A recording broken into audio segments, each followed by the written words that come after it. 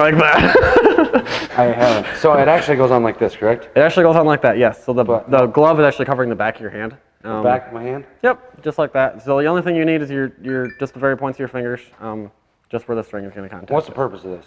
So basically, it's going to make sure that it doesn't sting your fingers, for one, because if you shoot a couple without it, you can shoot them if you want, but it'll hurt your fingers just because of the friction.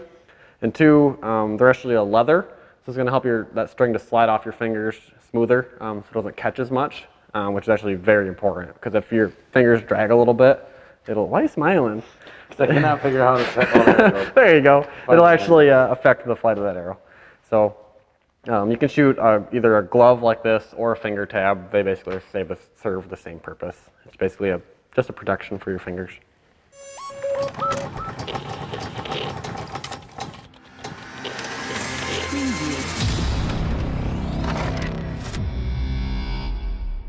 Yeah. The nice thing is, it's all about having fun, right? If you're not having fun, you might as well not shoot. See, now watch. So. I'm going to pull on this thing. I'll hold it here. And it's going to loosen up. Hey, that's not tight at all. You don't want it to be tight. You want it to have a little bit loose. Yeah, it's so loose. Yeah. All right, so I got this thing on. Okay, so you got your glove on, perfect. So we got arrows. Yes. We got a bow. We got a bow, arrows, and we got Luke. Now how do I shoot this thing? Okay, so next thing we want to cover is there's various ways in how you can actually shoot these as far as like aiming them goes. So one you're going to hear the most of is shooting a traditional bow instinctively, right? It's kind of the way that people have done it for a long time. Instinctively is basically best way I can describe it. So let's say you're throwing a ball. You don't have you don't have a point where you point at it and then you throw the ball and it goes in, right? Like a sight or a point of aim. Yeah, basically you look at the spot you want to throw it. The first couple times you're not going to hit it, right, when you first start throwing a ball, but you do it enough times, you're going to kind of learn where it's going to go. Same thing with this. You're going to just stare at the point you want to hit. So like we're staring at that the bullseye down there.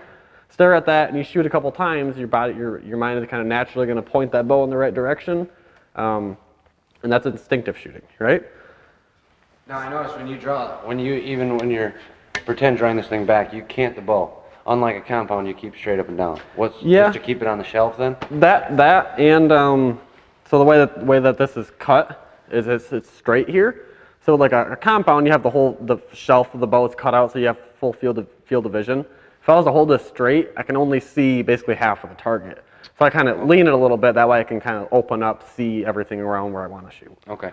So the three different ways that you can hold it, you're going to see primarily what most guys are shooting is they're going to have, so you're always shooting with your three fingers here, leaving out your thumb and your pinky finger. Most guys are going to go ahead and hold the string with one finger above that arrow and two underneath. All right, so pretty simple like that. That's going to be mostly for like an instinctive type shooter. Next way is to have three fingers underneath. So what we're doing here is usually when I draw and anchor my bow, I'm taking my pointer finger, anchoring it right in the corner of my lip, right? So when I'm holding three fingers under, the arrow is aligned down here, and the arrow seems to be coming, the arrow is quite a bit underneath my eye, all right? Second way you can grab that is it's called three under. So you're having all three of your fingers underneath that arrow, like that.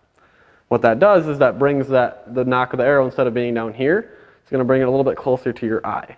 So you have a little bit less, angle, but less distance from your eye to the knock. That way, giving you more of a plane. Basically, you can kind of line up down that arrow more.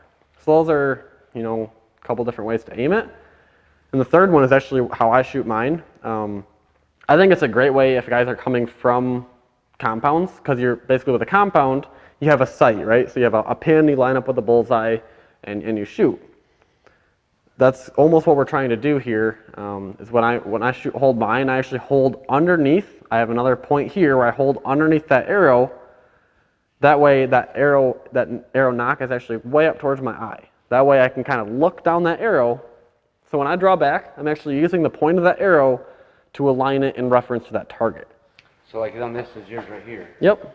So you're talking about this lower notch right here, correct? Yes. So the arrow would sit right there. And then you're grabbing it down here. Your fingers are going to slide right up against that brass knock there, so it's consistent. That way when I draw back, basically my nose kind of touches the knock, kind of gives me another holding point, and that allows me to kind of visualize down the point of that arrow almost as an aiming technique. So let's say I hold it straight on where I want to hit. I'm hitting just a little bit high. Okay, next shot I might have to hold the point of the arrow just underneath my bullseye. Kind of gives me away like a compound where you can, you know, have a point of reference for aiming it. Okay. So I think it's a great transition for guys that are coming from a compound, or thing with like traditional or with like instinctive shooting. When you're not using the point of the arrow, you have to shoot a lot to keep your muscles in tune and you know, visualize that target. You have to shoot a lot.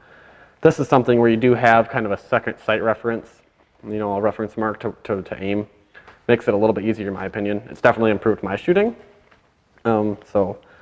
Now, Yeah. what we're going to try now, you're going to teach me is instinctive, correct? That's pretty common. Yeah, Okay. most people are going to end up shooting instinctive. So I think we're just going to start you having you shoot split fingers, so one above the arrow and two underneath. Perfect. All right? Let's shoot some arrows. Shoot it up. All right, so what we're going to try to do now is we're going to have Luke shoot it. We're not going to try. We're going to have Luke shoot it a couple times. The thing we're going to have to get used to is like with your compound, when you draw back, it has a set draw length, so it stops, right? Right. With this, we're going to have to kind of build that into your shooting. So we're going to want to have the same thing with the compound. We're going to try to find anchor points. So when you draw back, you're coming to the same spot. That way, you're drawing to the same draw length and aligning it, you know, lining it to your face the same way. So usually, basic starting out, when you draw back, let's try to get the pointer. You're going to try to stand up nice and tall, so like a compound. We're going to try to take your pointer finger and hold that right in the corner of your lip there. Yep, that way your thumb is kind of along your jawline. Yep, Okay. so you kind of take that pointer finger right up to your lip. That'll kind of establish a good anchor point that'll help you find your draw length, things like that. Now, how straight do I want my front arrow? Just like a compound, yes. Slight bend. And that's another thing too. If you do catch yourself, usually I'll have people start like with an arm guard. I'm not really worried about your arm, because I don't care about you that much. But Yeah, I usually we'll start with an arm guard. That way, if it does contact you, it won't hurt. And it might take a little while with with this being new, it might contact you. If it does, we'll throw an arm guard on. But just like you would with a compound, So, slightly off lock. slightly off lock. Yep. And yeah, just go ahead and take a couple shots. It'll take a little bit to get familiar with it. And So basically, I just want to clarify this. Once I get back to here, I let go. Basically? that's kind of the way that everybody thinks of it. Kind of draw and shoot, and it works just fine. For an instinctive shooter, it's pretty common. I usually try to have you hold. I usually try to hold that spot. That way you're not short drawing it. Actually get into that anchor point, holding in. I usually recommend doing a 2 count. So you're back here, 1, 2, then go ahead and release. Now, I noticed a couple times I draw back that this arrow wants to turn off of the Yeah. shelf. So usually what causes that, if your finger, so like if I keep my fingers away, that arrow won't fall off of there as long as it's on a cant. If your fingers are right up against that arrow, it's going to push pushing that. it on my fingers. It's actually going to push that arrow up. So usually just make sure you're not pinching your fingers together. Perfect. And that'll kind of help reduce that. Good. Shoot a couple more. Oh my gosh. All right. So see when you're drawing back, you're kind of holding your fingers just away from your cheek. Yeah. Bring it right in there. Everybody thinks that string is going to catch their nose or whatever. Yep. It definitely shouldn't. So your finger, as long as your hand is kind of flat here, instead of being scrunched up, keep the hand flat. You should be able to keep that pointer finger in the corner of your lip the whole time. Then your hand will kind of just brush back past your face when you release. Feel your finger. There you go. Good. See what I mean? It feels like you want to stop here, right? Right. But having that anchor point, make sure you get all the way back, get you the full power, help you to, establish And that's that what you were holding talking about point. earlier about short drawing. Yep. So we're going to try to, especially if you have a heavier bow, it's easier to want to short draw. Definitely Well, feels. you determine the draw length. The compound determines the draw length for you, right? I guess that's true. Yeah, you have to make your own draw length. Feels substantially short. What's that? It just feels, I guess, shorter, I would say. Back. But it's based off the bow, and it's probably. And the more you shoot it, the more you'll probably learn that, okay, I can expand all the way. Because right now it probably feels like you're going to break it, doesn't it? Yeah, it does. It does. It feels extremely tight when I get so far of a draw, and I feel Yep. like I'm about to pull the bow in half. And we could probably start in a little bit lighter bow. But yeah, that's pretty natural. It feels like you're going to break that bow. You could draw that thing to your ear. You could draw it farther and it wouldn't break. All right, we're gonna try it. Yep, you just got to be a little stronger than you. You got to believe in yourself. There you go. It does. And it probably is a little louder right now because we don't have any string silencers on there, but. Yeah, compared to. Yep. We'll put the silencers on there and it'll be super quiet. Good. I see too that string kind of contacts your head a little bit. Flip your head around, bring your head up a little bit. Just because these bows are longer, that string angle is also longer. You're supposed to be hitting the white thing?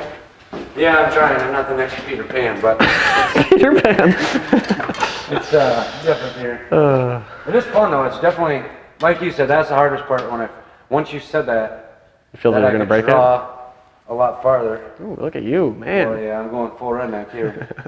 Once you can draw it a lot farther than you think. Because originally I'm like, You feel like it's gonna break. well, yeah, the bow is so light compared to a compound. With the weight, it feels literally like I'm about to get nunchucked by limbs and a string. Yeah. So If you do that, I'd be impressed.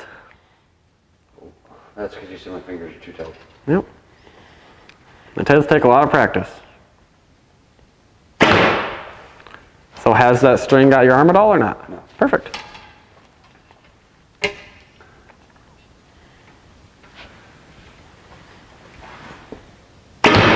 Good. That's another thing too, is a lot of people that are short drawing. It's the same thing with a compound. When you draw back, if you're short drawing, this arm is actually out here. So your muscles actually have to hold, you have to hold all that weight.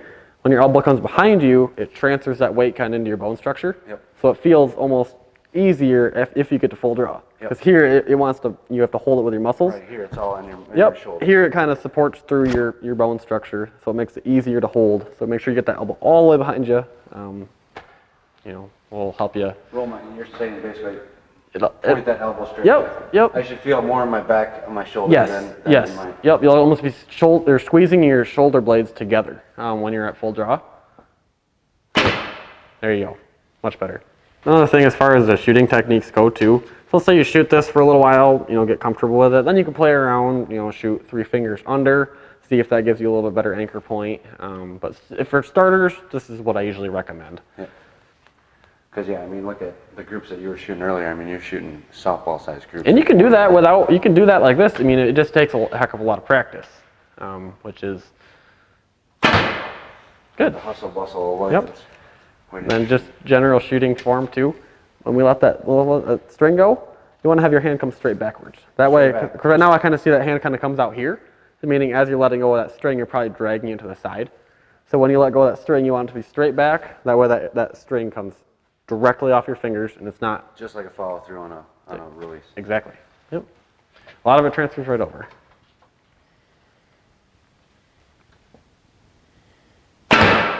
So I mean, we'll put what, 12 arrows through there, and now you have already got, you know. With this, you literally have a stick and a string. If it's wrong, it's you. And you have to do all the parts. Where a compound does half of it for you. You have to physically, you know, find your draw length, find your anchor points, making sure your head is in the same position. Whereas a compound, you have a lot of the tools or the pieces on the bow that help do that for you. So that's why it's kind of fun. It's simple and supposed to be simple. But It's a lot of fun. It's definitely, I've never shot a traditional bow. I've been shooting compounds for a lot of years, so it's a lot of fun. And it's something that's kind of a challenge and something you can always improve on too. It's on compound. So Anyways, guys, thanks, Dylan, for the setup. Go down Long Range, check them out. They're the ones that are doing all the setups, doing all the gear review videos with us. Dylan got us set up. As always, like, comment, subscribe. If you guys, let us know, how did you start archery? What got you into it? When did you start? Throw it down in the comments. We'd love to hear from you guys. Appreciate everything you guys do. Thanks. thank you.